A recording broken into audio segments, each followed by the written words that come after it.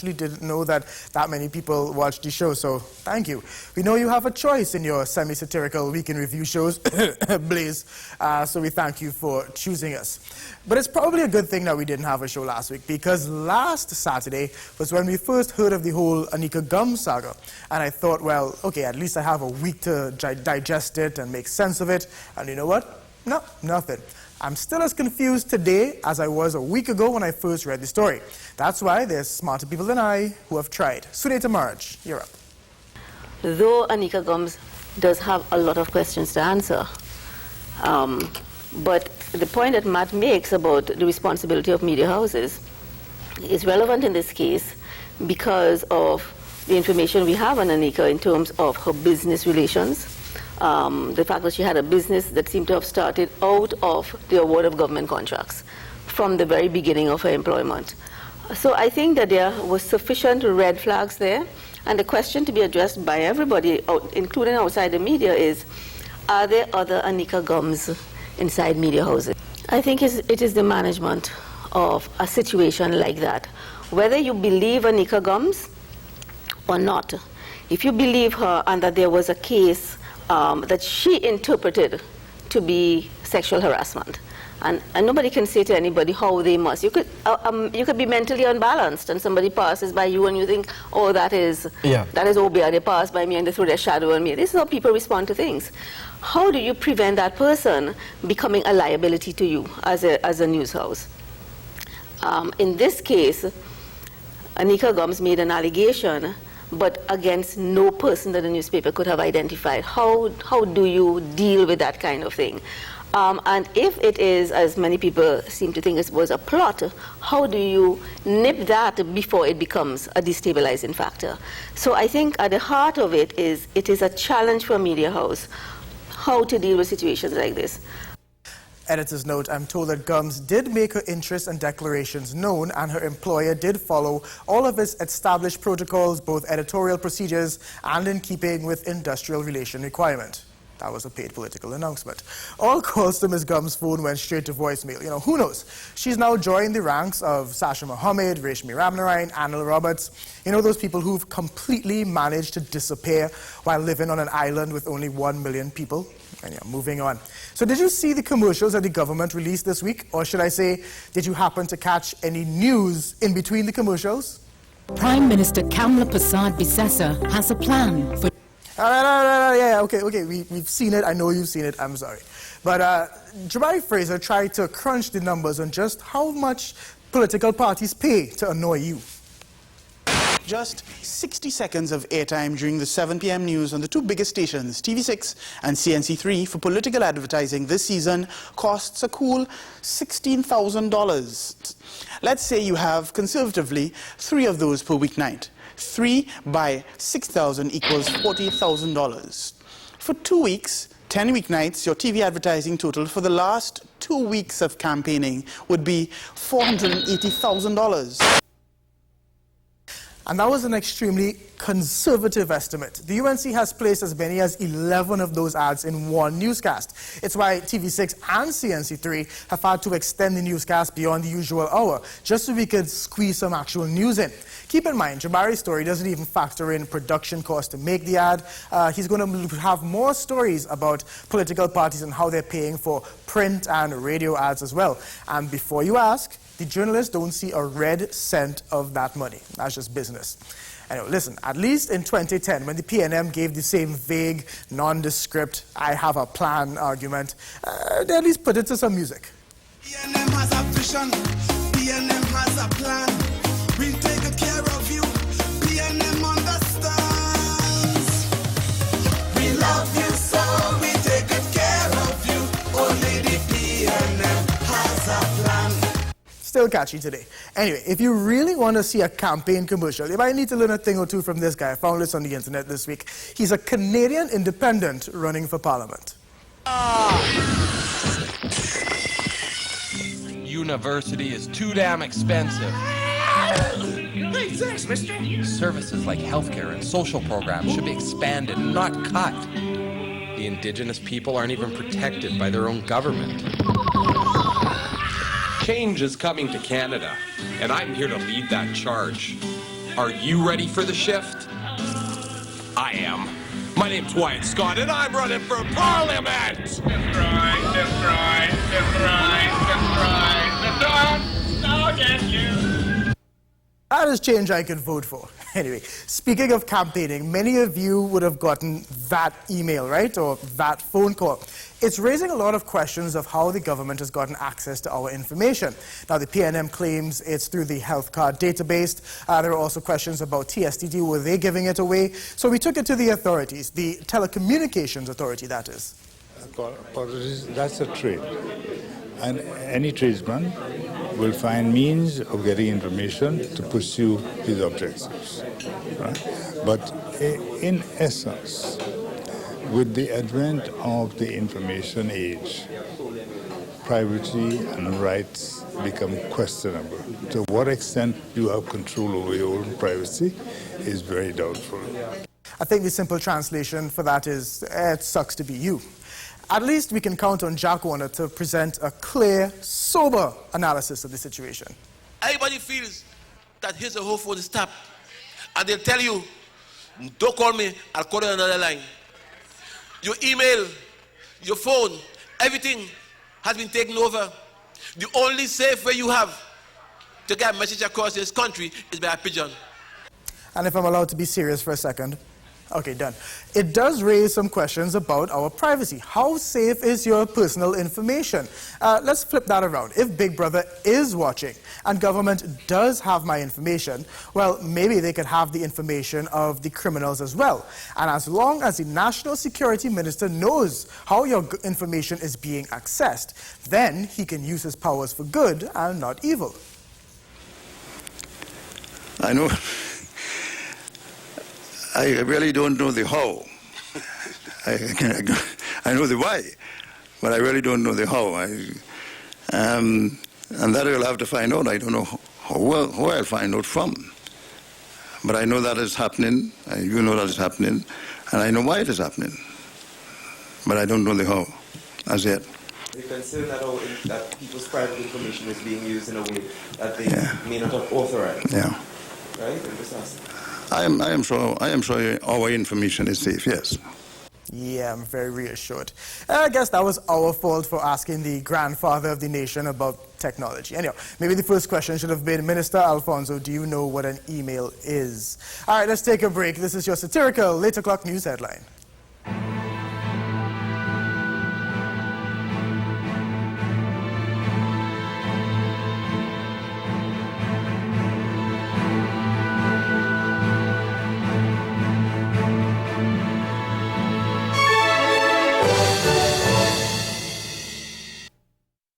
What is Apex? It is the pinnacle of high-performance vision. It is clarity, no matter what angle you look at. It is comfort for every vision, all day, every day. And it's customized with every digital measurement your eyes require to see at their very best. Apex, the ultimate lens designed for your eyes. Only at Value Optical, caring for your eyes.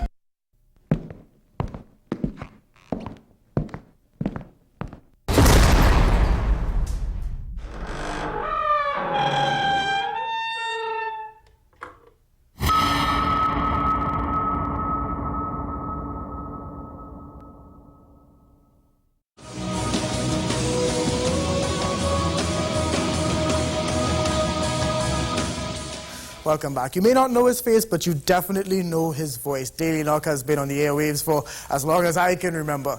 He stopped by the studio earlier today to give us his thoughts on the election. All right, Dale Enoch, thanks for being on the show. Nomination day is on Monday. We're still not entirely clear who the UNC candidates are, PNM candidates we've known for some time. Is this something that you've seen before, or is this just one of the weirdest elections you've ever had to do? I don't think there's anything exciting about this election. So to say that it's even weird, I don't even want to put that kind of label on it. The parties know about their strategies, and they know why at this late stage the country is not aware, at least a couple of the parties, not aware as to the candidates, the 41 candidates, or the candidates who would be contesting the elections. That's probably part of their strategy. We will know, I'm sure, by Monday, nomination day. But to say that the campaign is, well, the election campaign is a weird one, I'm not even labeling it as such. It's a bit of a dud. It is, right? It's a little boring, it's tedious. Yeah, we had all these high expectations and say, well, yes, and you think it's the length of time? Maybe. It could be because we're so accustomed to every day as a political meeting, but now it's like once a week or once. But you think it'll pick up in the next couple weeks? And well, it's everything that happens in between the meetings, and then you have at the meetings the responses from the different players. Will it pick up I think after nomination day it's likely to. That's my expectation, but then I've been disappointed before. It's probably going to. It has been a long window. It has been a wide window between the time of announcement and the actual day of election. And I don't think that many of us are accustomed to that. So it really does suck some of the energy and excitement out of what should be an energetic and exciting event. And when you're covering stuff like you've been covering elections for years, so when you have an election that's out of the ordinary, isn't that a good thing as well? So you finally have something different to talk about, and it's new all over again. Are we at that stage? Is it that is this different? Is it different? Is it different? And you can ask yourself that and wonder, okay, if it wasn't being done this way, then what is the norm? Having covered quite a few elections, this one I expected to be a lot more peace. I didn't expect many issues because we are not a people of issues. Of course. And therefore the politicians are allowed to get away with a lot of nonsense and not be able to state exactly how am I going to treat with this or how have I treated with that. Is that our fault? In terms of media? I think to some extent. I saw, there was a glimmer of hope a week or two ago when the Prime Minister, at the launch of the manifesto, when she was asked some specific questions by the media. And I thought, okay, we're on the right road. Of course, the answers are questionable, but certainly the questions were asked. And I think that there is need for us in the media to ask more of those questions, to be pointed, to be direct, not to couch our questions in a set of preamble, which we have a tendency to do. Which gives them a chance to escape. Because you're giving them enough chance to ponder a little bit, and some of them are quicker than others. But you need to ask them the direct question. What is your position on A, B, or C? If the answer is still cloudy, you ask again. Those are things that I suppose media houses have to. But I guess sometimes when we ask questions and I get it, Jabari gets it, when we ask and we push and you're like, well, you're badgering the Prime Minister, or you're badgering this one. Does that happen to you at all as well? Sometimes, and in the past years, because especially if you hold on to a question and you're not satisfied that the question has been properly answered or even answered, then it is up to you, the journalist, to find another way of coming back and saying, you didn't answer that question, or I'm not clear, or can you put it another way? There's nothing wrong with that, and whether it's badgering or not, who cares? So what if you're badger? What? This election, everybody was worried that there would be more attacks on the media than ever before. Honestly, the last 5 years, the media has been under attack, more or less. I don't think the election campaign I've seen more or less than over the past 5 years. What are your thoughts? I feel the same way. I don't know that we have been, and I use that word attack very guardedly. I don't know that we have been facing the kind of attacks that we could have experienced. I really don't think so. Certainly we know the politicians, we know our politicians, we don't import them, they come from us. So we know them, born and bred in most cases. And therefore, I don't know that the media should be thrown off at all by what might be perceived to be a bit of roughing up on the part of political parties and their representatives. And the roughing up seems to be online. There's no physical attacks. Yeah, because now we have social media, which make things a lot easier. So it's still easier to brush off as well. Still very much so. Of course, we have to bring up the hot topic, the Anika Gumbs. Does that hurt the media at all in the run-up to the election? So. I don't think so. It's a question that has been posed over the last few days. I don't think so. Anika Gumbs is making a claim the claim has been refuted by the person who is being accused, and then everything else around that is playing off. I don't know that the media should feel overly worried that these allegations have been made and questions have been raised as to Anika herself and to Dr. Keith Rowley. I don't think we should be overly concerned at all. What we should do, we should use this as an opportunity to start discussing some of these sensitive issues within the newsrooms and within the media establishments, because we have very haphazard ways of functioning. Those of us in media. We just let it We slide. just let it happen. Yeah. There are some things that might be perceived to be offensive, and we pass it off as pick-on, and we laugh at it, or we label them, and we push them aside. But I think that this situation allows us and allows our media managers to pay some attention and probably set some standards as far as the work of journalists, the issue of conflict of interest, because I am very uncomfortable when I hear journalists own business and making bids for contracts and so on. Let's talk about that. So if you have journalists with conflict of interest, journalists will always say, well, pay me more.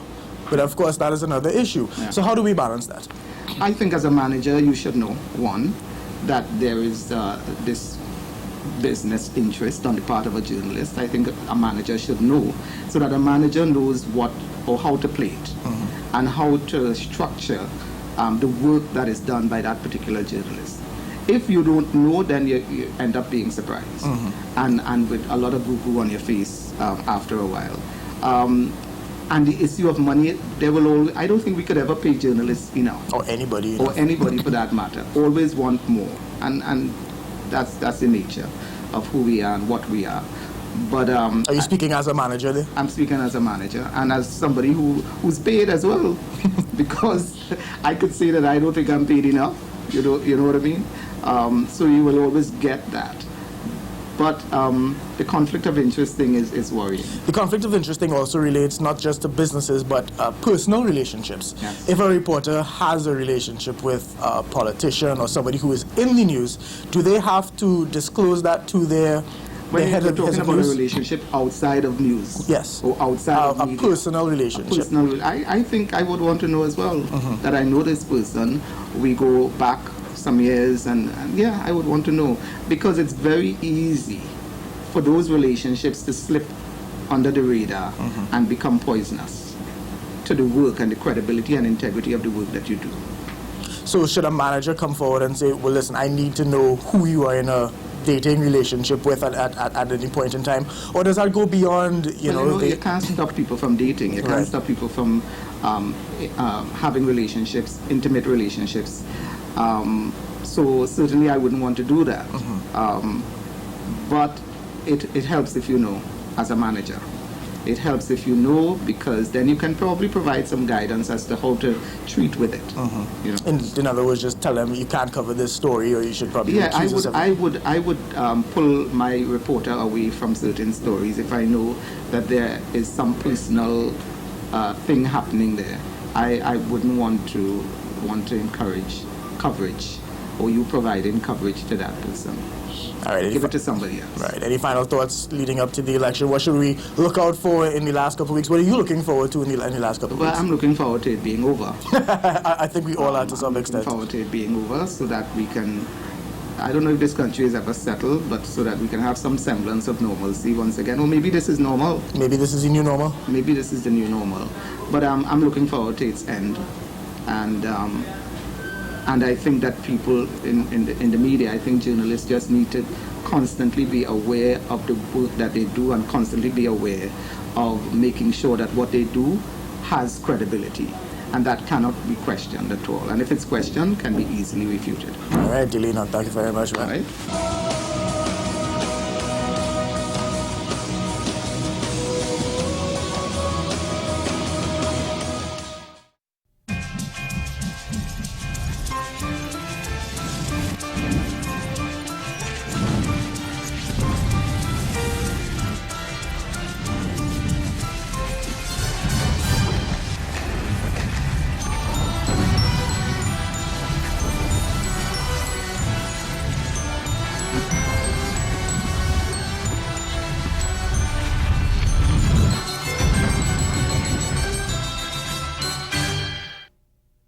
Look out for Bird Notice tonight at 8 on TV6. I think he has his timelines a little wrong. So what about his timelines? His timelines are wrong. I'm asking you questions. Can you answer them? It is either you want to interview yourself or you want to interview. Direct questions demand direct answers. A Current Affair, Sundays at 7:30 p.m. on TV6.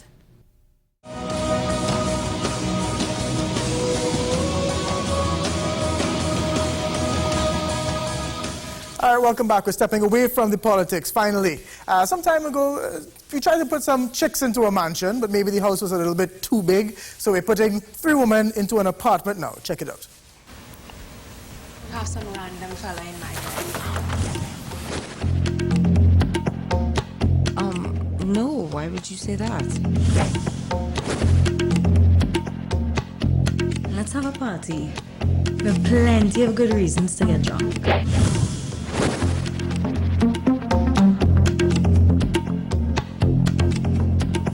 Because you and me, we just on a little pause. Come check me later. I'll have something ready for you. That sounds like a plan. You are constantly making bad decisions. Party, drums, drama. Could we? So when I get the best beat up like that again, girl? You are disgusting. Oh. God.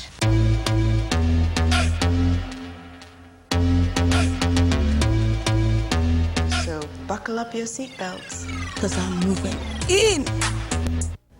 All right, to talk more about the apartment, we have executive producer Pauline Mark and Janine Charles-Farry. She's the marketing genius behind the apartment. So welcome, ladies. So let's talk quickly about this. What is this show all about, Pauline? Okay, well, the apartment is about 3 roommates, and it's very character-driven. They're more or less in their mid-20s, and they're going through what you call quarter-life crisis. Quarter-life crisis, and we explore the situations and the scenarios they find themselves in, and the people who invade the emotional and physical space. So it's like Friends? It's better than Friends. It's a Melrose Place.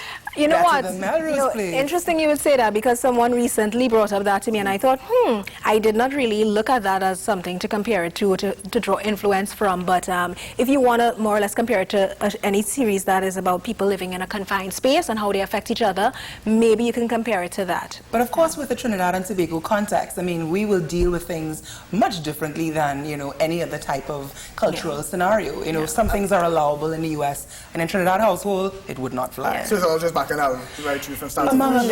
yeah. It's meaningful content, but it's also entertaining. It also has that comedic edge. There are different things for everyone. So is this all completely shot in Trinidad, Trinidadian cast, everything, crews from Trinidad? Yes. What was that like?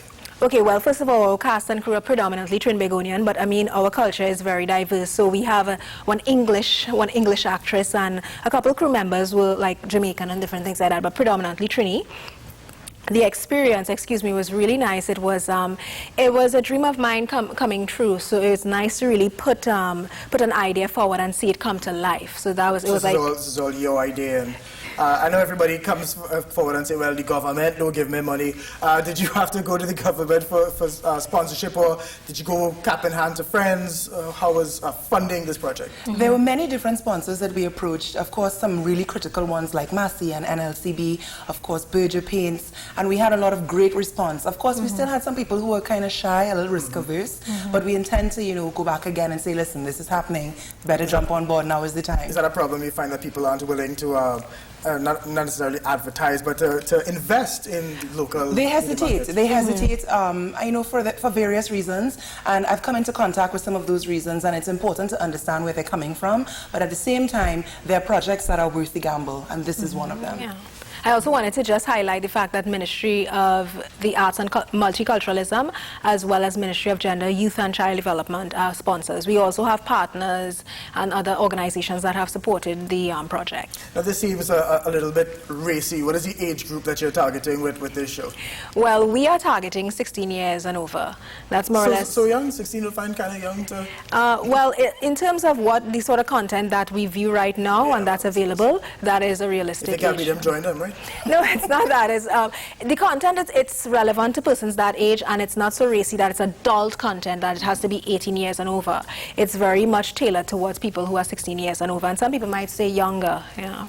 Is this based off of the old series of Trinidad, past the Westwood Parks and so on? While shows like Westwood Park and The Reef and No Boundaries and all those other shows give us the foundation, you know, the foundation of classic Trinidad and Tobago television, this is for a modern age. This is for Trinidad and Tobago in modern society and the situations we deal with in a real sense now with technology and the internet and social relationships and how they've shifted over the years.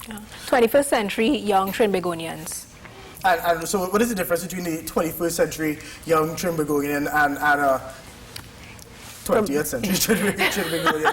I mean, yeah, some might say one year. Text and emails, but some people will say, you know, we really changed that much. No, the world has changed a lot, and of course Trinidad, along with the rest of the world, has changed. And I think culturally we have evolved, and there are things that, you know, 25 years ago in our culture, we may not have had such significance. We may not have had that problem or something, or people may not have been as open to discuss it. So we are exploring Trinidad from a perspective of, you know, that modern sense, what young people are experiencing right now. Yes, your parents and your grandparents will be able to relate to some of it, but it's very modern. Trinidad and Tobago has evolved and changed over the last 30 years, and we explore that. We explore that in the show. There are some common themes that still hold, like sisterhood and love and family relationships and all those romance, things like different things like that. Is it current affairs too? Like if you're not keeping up on the latest bacchanal, you won't be able to get some of the jokes, or is it? I think it's fairly universal.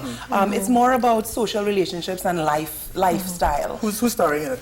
Okay, so we have a very ensemble cast, and some persons are veteran talents like Roma Spencer and Cecilia Salazar, myself, as well as Jamie Lee Phillips, Brett Bengoshe, Michelle Nadia Abraham. This is actually her screen debut and acting debut, as well as Sonia Roach Duncan, Russell Wilkinson Tate, Caroline Taylor, Chris Smith, along with a lot of other actors. And you executive produce. What is that like? Double the duties? Well, actually, if I were to count all the different hats I wore and all the different portfolios I had with this project, it might be about 10.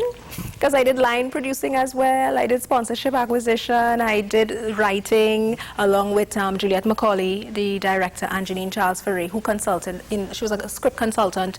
So I've done a lot of different things with regards to this project. All right. And so the big question: when are we getting to see it? Okay. For sure, it's going to come to cinemas at Movietown, Port of Spain, and Chaguanas on the 2nd of September. For 1 week, go and see it. If you have a chance, don't miss it. And then maybe we'll give you another chance. So it's to get people ready for the election bacchanal. You have it on September 2nd and then boom. If you think there's bacchanal in the elections, well, go and see the Wait apartment. until you see the apartment about last night. Yeah. And then what happens after that? Is it coming to TV? You know, people, I'm not paying $50 to a movie, you know. Well, listen. Is it 3D? The best thing to do is 2D, thankfully. It's 2D, so we're not going to stress the eyes out. But it's 2D, and yes, we are looking at a partnership with a local television broadcaster, wink wink, and hopefully we'll be able to have that come on stream right after it's shown at Movietown. But we'd like people to see it on the big screen first, much better. Because they're actually, we have a 30-minute behind-the-scenes special to accompany the premiere of the pilot movie, and you will not see that in its entirety unless you go to Movietown. Unless you go to Movietown. That's directed by Robert Evelyn. All right, thanks very much. The Apartment, look out for it, guys. Thank you very much for joining us. This is In Conclusion. We'll be right back after this.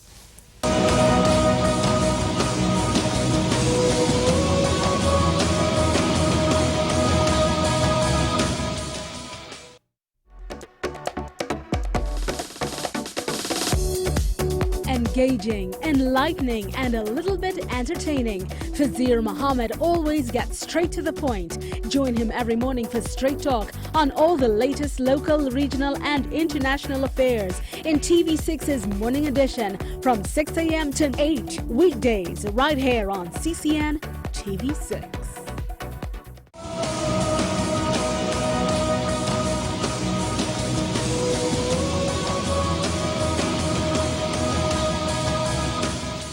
Welcome back. Before we close, of course, in the media, we cover some truly sad stories on a daily basis, and we just disconnect from them. But sometimes the stories hit home. Ramdeo Hiralal, a contributor to almost every media house in this country, he suffered a tragic loss this week. His daughter died in a fire at their home. Her funeral was today. He's currently at the hospital recovering. So, Hero, if you're watching, our thoughts and our prayers are with you and your family at this time. Get well soon. We need you out there.